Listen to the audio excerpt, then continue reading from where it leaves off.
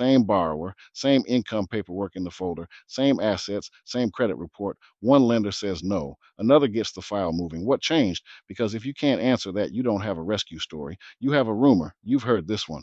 We sent the exact same file. They killed it. We took it somewhere else and it worked. Here's the trap: same borrower and same documents in a folder are not the same thing as same submission. We're going to reconstruct a synthetic file, call it file A and file B, and treat it the way a careful loan officer would, like a discrepancy, not a morality play. Purchase, W 2 borrower, pay stubs, W 2s, bank statements, credit report, all sitting in the package. File A runs, the shop declines. People start narrating, dead file. They hate this profile. Just dump it. None of that is a diagnosis. Weeks later, the same borrower is moving with another shop. Same name, same docs in the email chain, same credit PDF attached again. So the room decides file A was wrong. Stop. A different result at a second lender does not by itself mean the first lender, the AUS or the underwriter, was wrong. It means something different: the data, the structure, and overlay, the engine, or a corrected error. What changed has to be identified, not assumed. Start honest. Borrower identity, same. The PDF stack in the folder, largely the same pages. The property address people keep repeating, same. That's the part that feels identical. It is also the part that fools you. Put file A next to file B and compare them line by line, not the story, the variables, because the AUS evaluates what is entered. A change in the data can change the recommendation. When the change is a legitimate correction, a different result is expected, not suspicious. So look at the entry: income, same documents or different treatment of those documents; liabilities, same balances and payment treatment, or had something been legitimately paid, updated, or corrected between runs; assets and reserves, same numbers or a different way they were represented; occupancy, property details, anything that moved between keystrokes. Then look at structure, the structure of the file, product term, occupancy, how liabilities and reserves are represented in income treatment, feeds the findings.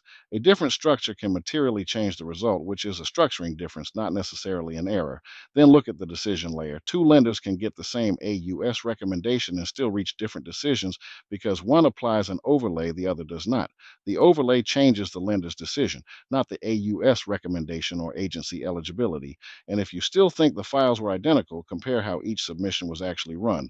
Before calling two files the same, compare the AUS engine and version, the case file configuration, the submission path, and the material inputs. Same borrower, same documents is not the same as same submission. If file A ran one path and file B ran another, even DU versus LPA or a different version of the same engine, you are not looking at twins. You are looking at cousins, people dressed the same. In our synthetic pair, the hallway was wrong. A revolving liability that blocked file A had a payoff documented before file B. Income treatment changed. Same stubs, different calculation entered. The product setup wasn't identical, and one shop's overlay stopped a decision the other shop never applied. None of that proves anyone was wrong. It requires a comparison. If you cannot document a difference, you have not proven the files were the same, and you still don't get to invent misconduct. Shipping file A's unresolved defect to a new inbox does not create a new diagnosis. If the blocker was data, the next shop inherits the error unless someone corrects it. If the blocker was structure, a blind transfer can recreate the same shape. If the blocker was an overlay, a different shop may decide differently or may share the same overlay. If you never compared engine, version, and path, you may be celebrating a different machine, reading a different case file.